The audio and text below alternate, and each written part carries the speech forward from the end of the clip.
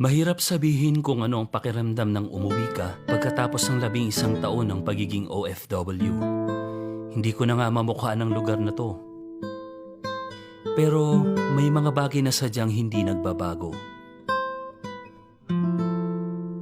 Para kang namatay, nabuhay, at napaglipasan ng panahon. Medyo nakakatuwa, pero syempre, nakakalungkot din. Ngunit may mga bagay na hindi na paglilipasan ng panahon. Nang bumalik ako sa Pilipinas, naalala ko yung masaya't simpleng pamumuhay kasama ng aking pamilya.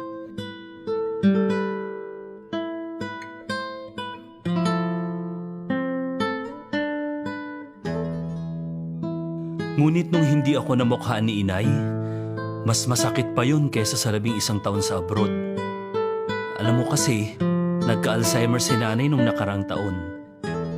Nagalit ako sa sarili ko dahil hindi ako agad umuwi. Kaya, iniwan ko ang lahat para alagaan siya.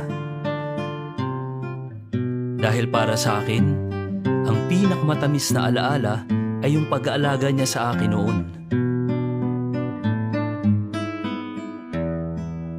Marami kaming masasayang alaala. Meron ding masama. Pero kahit anong mangyari, wag na wag mong ibabaliwala ang bawat sandali.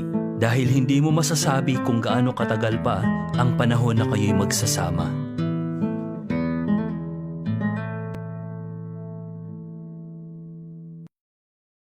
Sana'y di magmaliw ang dati kong araw nang munti pang bata sa piling ni nanay.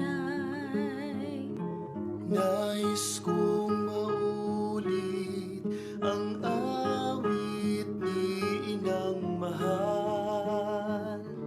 Awit ng pag-ibig habang ako'y nasa duyan. Sa aking pagtulog na labis ang himbing, ang bantay ko'y tala, ang tanod ko'y bituin. Sa piling ni nanay, langit ay buhay. Puso kong may dusa